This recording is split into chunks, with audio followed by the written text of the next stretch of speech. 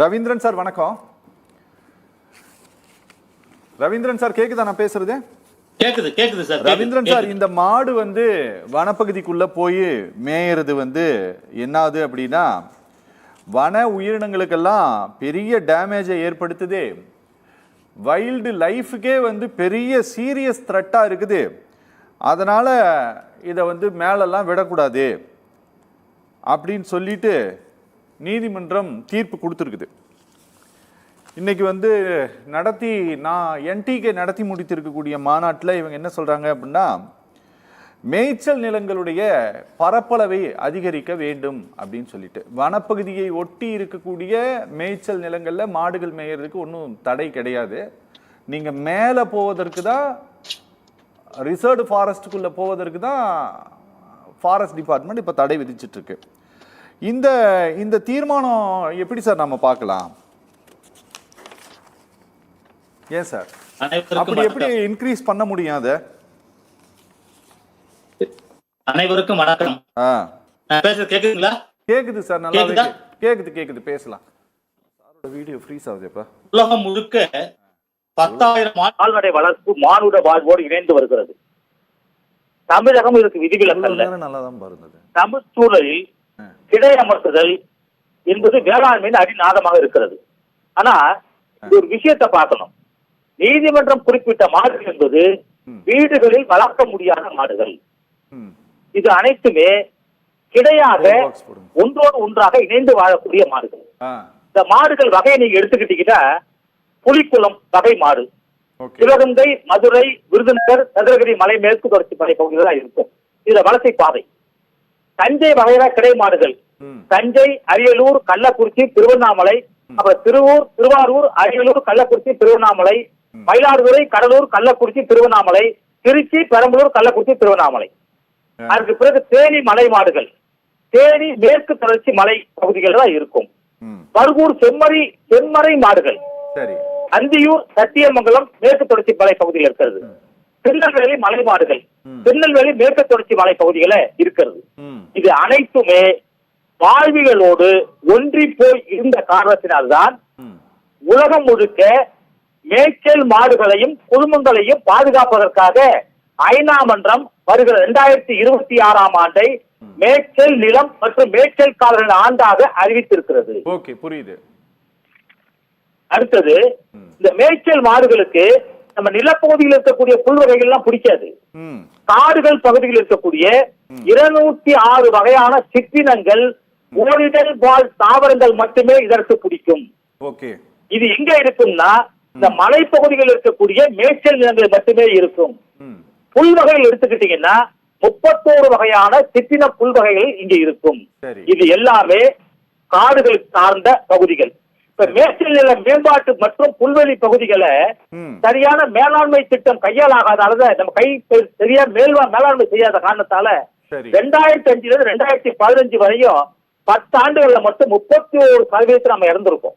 கிட்டத்தட்ட 1.39 கோடி ஏக்கர் புல்வெளியை நாம இறந்திருக்கோம். இதனால காரணம் என்னன்னா, மாடுகளுடைய எண்ணிக்கை தரவுகள் அடிப்படையில் எடுக்க முடியாது. இருந்தாலும் ஒரு சாம்பிள் சர்வே எடுத்திருக்காங்க. 2012-19 ஆண்டுகள்ல தமிழ்நாட்டுல கால்நடைகளின் எண்ணிக்கை 7.4% அதிகரித்திருக்கிறது. இது அனைத்தும் வீடுகளில் வளர்க்கக்கூடிய கால்நடைகள். ஆனால் இந்த 7 ஆண்டுகளில் பூர்வீக கால்நடைகள் எண்ணிக்கை 27% குறைந்திருக்கிறது. இப்ப நீங்க துல்லியமா பாக்குறீங்கன்னா 2012ஆம் ஆண்டு ஒரே ஒரு குறுக்கீடு மட்டும்தான். அதாவது இப்ப என்ன அப்படின்னா, நீங்க 22% மாடுகளுடைய எண்ணிக்கை குறைஞ்சிருக்குன்னு சொல்றீங்க. அதே போல மேய்ச்சல் நிலப்பகுதியினுடைய அளவும் குறுகி இருக்கு அப்படின்னு சொல்றீங்க. புரியல எங்களுக்கு, அதை கொஞ்சம் விளக்கமா சொல்லுங்க. கடந்த 16-17 ஆண்டுகளில் 5 லட்சம் ஏக்கர் தேசிய அளவில் மேய்ச்சல் நிலங்கள் மாற்று பயன்பாட்டிற்கு மாற்றப்பட்டிருக்கிறது. இந்த மேய்ச்சல் நிலங்கள் இல்லாத காரணத்தினால் மேய்ச்சல் நில மாடுகளின் எண்ணிக்கை, பூர்வ குடிகள் மாடுகளின் எண்ணிக்கை குறைந்து போயிருக்கிறது.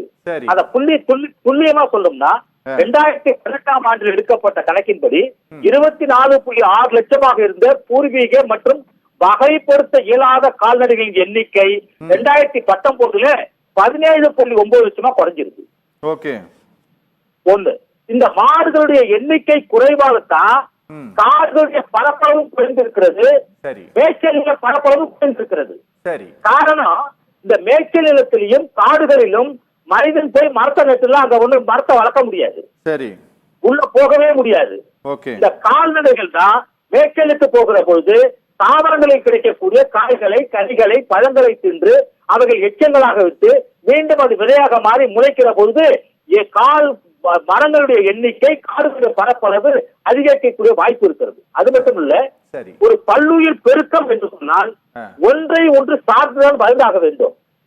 இப்ப பாம்புக்கு இறை எலியும் தவளையும், மாடுகளுக்கு மாடு வனவிலங்குகளுக்கு இறையா இருக்கு. ஆக ஒன்றை ஒன்று சார்ந்து இருக்கிற போது, உணவு பழக்க முறை சங்கிலி நடைமுறையில ஒன்றை ஒன்று சார்ந்து இருக்கிற பொழுது காடுகளில் இயல்பாக இருக்கக்கூடிய நடைமுறையிலிருந்து ஒரு புதிய அத்தியாயத்தை, புதிய வியூகத்தை வகுத்து இந்த கால்நடை மேய்ச்சலை பூர்வீக குடிகள் காடுகள் பக்கம் செல்லக்கூடாது என்பது மிகப்பெரிய அபாயகரமான ஒரு நிகழ்வு. இது எதிர்காலத்தில் மிகப்பெரிய ஆபத்தை உருவாக்கும்.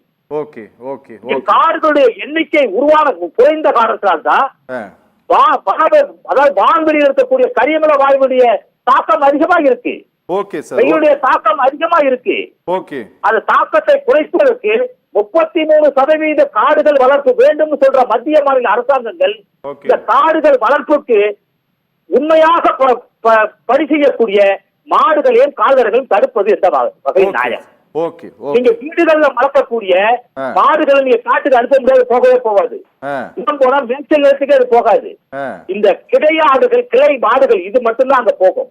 இந்த கிடை மாடுகள் வீட்டுல வளர்க்கக்கூடிய மாடுகளை இடத்துக்கு எதிரி போல பார்க்கும். அந்த மாட்டுடைய தன்மையே வேறு, அந்த மாட்டினுடைய மூட்டத்தனமே வேறு, அந்த மாட்டினுடைய பழக்க வித்தியாசமானது. அது காட்டுல 6 மாதங்கள் 7 மாதங்கள் 8 மாதங்கள் கூட காட்டிலே இருந்து வாழ்ந்து தன்னுடைய வாழ்நாளை கழித்து வெளியேறக்கூடிய மாடுகள், தன்மைகள் கொண்ட மாடுகள்லாம் இருக்கு. சார், இந்த மாநாடு நடத்தி முடித்து நிறைவேற்றி இருக்கக்கூடிய தீர்மானங்கள் தமிழ்நாடு அரசால் பரிசீலிக்கப்பட வேண்டிய ஒன்றா சார்?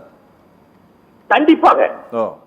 நீங்க சட்டத்துல என்ன, சட்ட நீதிமன்றங்கள் என்ன நடக்குதுன்னா, யாரோ ஒருத்தர் பொது வழக்குக்கு போறார், அவர் எந்த நோக்கத்துக்கு போறாருன்னு தெரியல, ஆனால் அவருடைய கோரிக்கையை மட்டும்தான் பரிசீலிக்கப்படுகிறதே தவிர, அந்த கோரிக்கையுடைய சாதக பாதகம் மட்டும்தான் பரிசீலிக்கப்படுகிறதே தவிர, அந்த கோரிக்கையின் அடிப்படையில் யார் யாரெல்லாம் இருக்கிறார்கள், எந்தெந்த இனங்கள் இருக்கிறது, எந்தெந்த உயிரினங்கள் பாதிக்கப்படும், இது சமூகம் சார்ந்த சூழலியல் பாதிப்பு இருக்குமா என்பதையெல்லாம் பார்க்க வேண்டுமா வேண்டாமா?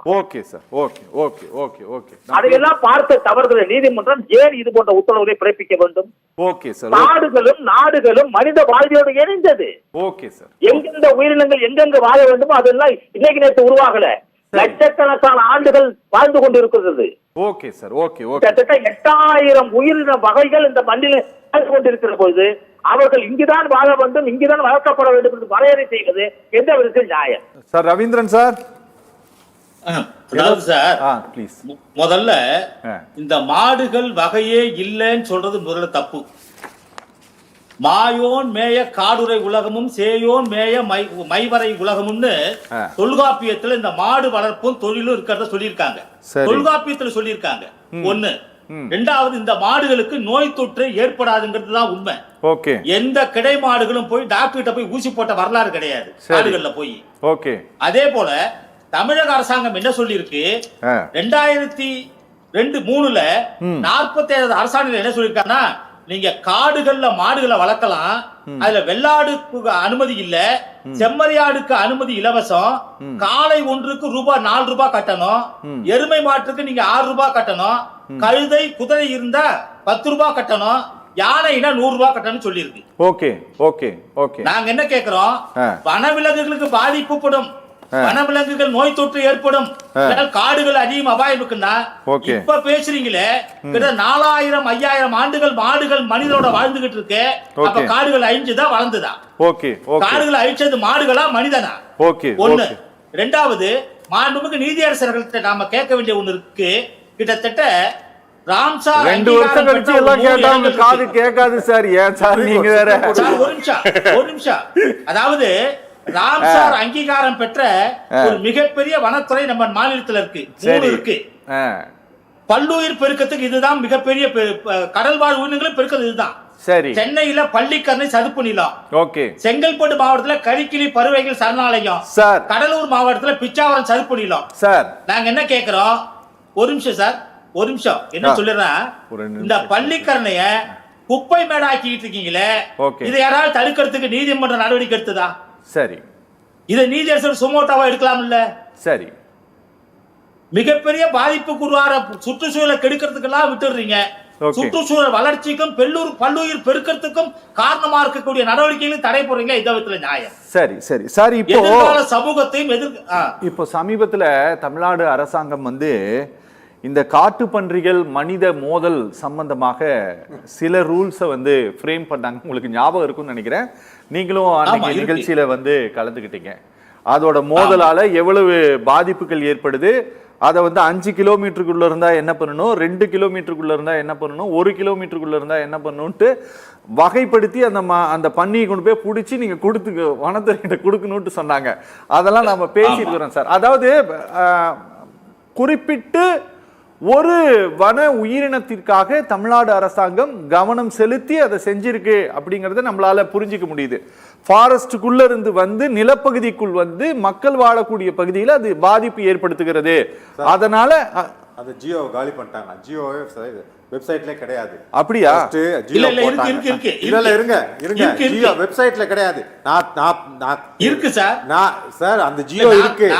ஜியோ போட்டாங்க. என்ன சொல்றோம்? இருங்க நான் சொல்ல வரேன் என்னன்னா சார் சார் இருங்க, அது இருக்கட்டும், எல்லாம் போட்டு சார் விடுங்க சார். இங்க பாருங்க சார், அது போல ஒரு உயிரினத்திற்காக ஒரு கவனம் செலுத்தக்கூடிய அரசாங்கம் இப்போ நம்ம கபிலன் சொல்லுவதாக இருக்கட்டும், அல்லது இந்த தீர்மானத்தில் திரு சீமான் குறிப்பிட்டிருக்கக்கூடிய விஷயமாக இருக்கட்டும், இந்த வழக்கில் பேசப்படாத விஷயம் வன உரிமை அங்கீகார சட்டம் 2006 குறித்து இந்த சட்டத்தில் இந்த நீதிமன்ற உத்தரவில் பேசப்படவில்லை. அந்த ஆர்குமெண்ட்ஸ்லயும் எதுவும் பேசப்படல. ஒருவேளை பேசியிருந்தா இந்த ஜட்ஜ்மெண்ட் மாறி இருக்குங்கிறாரு. சீமான் கேட்பது என்ன அப்படின்னா, இந்த வன உரிமை அங்கீகார சட்டத்தின்படி மேய்ச்சல் சமூக மக்களுக்கு இந்த வன உரிமையை வழங்கணும் அப்படின்ட்டு ஒரு தீர்மானம் போட்டிருக்கிறார். அதுதான் முதல் தீர்மானமாகவும் கூட இருக்குது. சார், இதை அரசாங்கம் இந்த ஆஸ்பெக்ட்ல தமிழ்நாடு கவர்மெண்ட் கவனிக்க வேண்டியது அவசியமா சார்? நிச்சயமா கவனிக்கணும் சார். Okay okay. மேய்ச்சல் மாடுகள் என்பது பூர்வ குடிகளுடைய சொத்து. சரி. பூர்வ குடிகளுடைய தொழில். சரி. மலை மாடுகள் என்பது பாரம்பரியம், பண்பாடு. சரி. அந்த மாடுகள் நாட்டையும் சமூகத்தையும் சுற்றுச்சூழலையும் பாதுகாக்கிறது. சரி. பல்லுயிர் பெருக்கத்திற்கு உதவி புரிகிறது. எனவே அரசாங்கம் தனி கவனம் செலுத்த வேண்டும். Okay okay. அதே போல நீங்க இந்த காட்டுப்பன்றி விஷயம் சொன்னீங்க. இது நாங்க பரிசீலனை பண்ண சொல்லி இருக்கோம். சார், இன்னொரு நாள் பேசுவோம் அந்த காட்டுப்பன்றிய.